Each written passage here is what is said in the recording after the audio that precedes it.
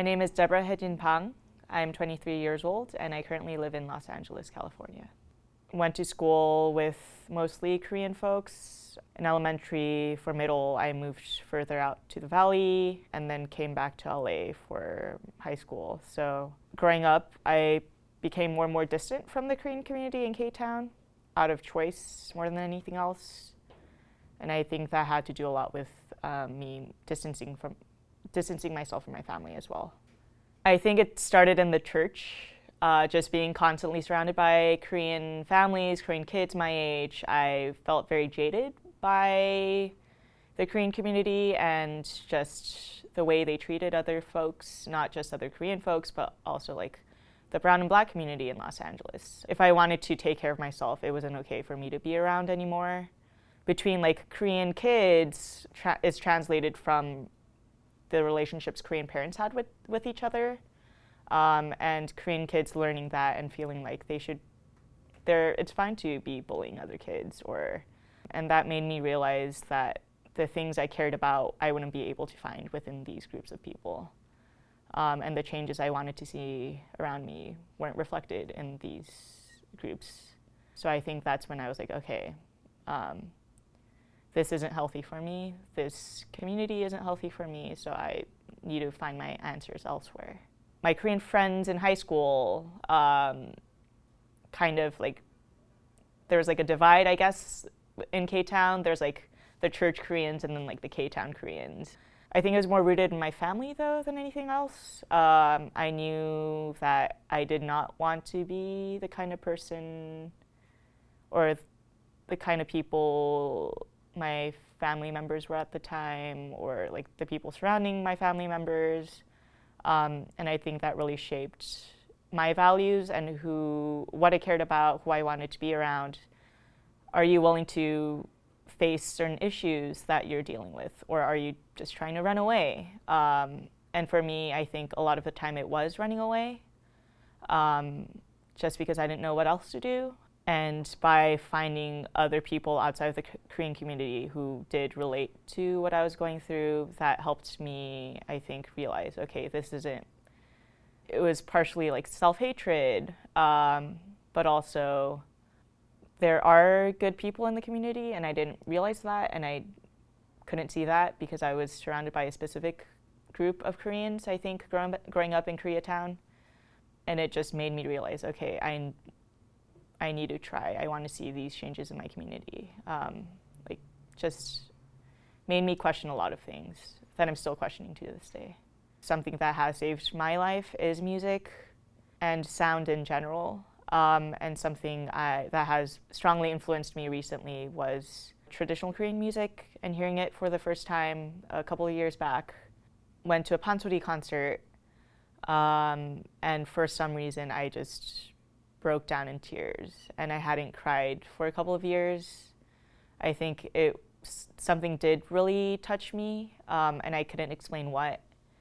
And I hadn't felt that way about music in forever, I think. I was very jaded by the notion of music and art and touching people through that. And there was something so visceral to me, and it did feel familiar, even though I hadn't heard Pansori before. And that really got me started on my journey with that sort of research and learning more about traditional Korean music, hugak, and that pushed me to go to Korea for the first time. And I think that's led me to more encounters and meeting more people and more musicians and learning more about traditional Korean music. I am studying it right now. I think it was originally very hard for me to access as somebody who wasn't a Korean national or who wasn't born and raised in Korea. Not just because of the lack of resources here, but also language barriers and like cultural barriers. As cheesy as it sounds, I think it feels so familiar to me. It does really resonate with me, and just learning about like rhythmic patterns like changdan related to pansori or like other genres of Korean music, it's felt so much more familiar to me than learning any other genre of music has. And I think that really does speak to, for me at least, embodied histories of being a Korean or diasporic Korean.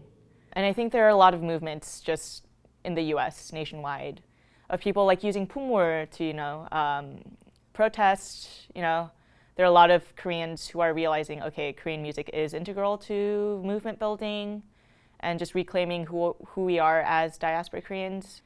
And it's not just in the US, like it's Japan, it's Kazakhstan, it's like all across the world where there are prominent Korean groups, diasporic groups.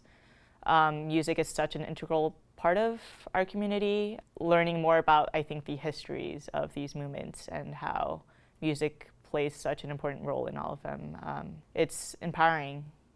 I think something that has been on my mind a lot, or has been for a couple of years now, is grief. It's something a lot of Koreans here think about, just like with the 92 riots or with their friends dying in the 92 riots, but also like something that isn't talked about a lot in Korean communities is like suicide, mental health. It's something people are starting to acknowledge. I think a lot of the people that have, or a lot of the events and people that have shaped my life so far, I have lost because of that. I think grief has to do a huge part of like what I care about, like why I'm learning what I'm learning. They are all threads of grief and tied into grief. And I think the reason why I care so much about other marginalized communities is because I've realized all the things I care about aren't just Korean American based. It's just a human based thing. Like everyone's suffering, everyone's going through the same things we are.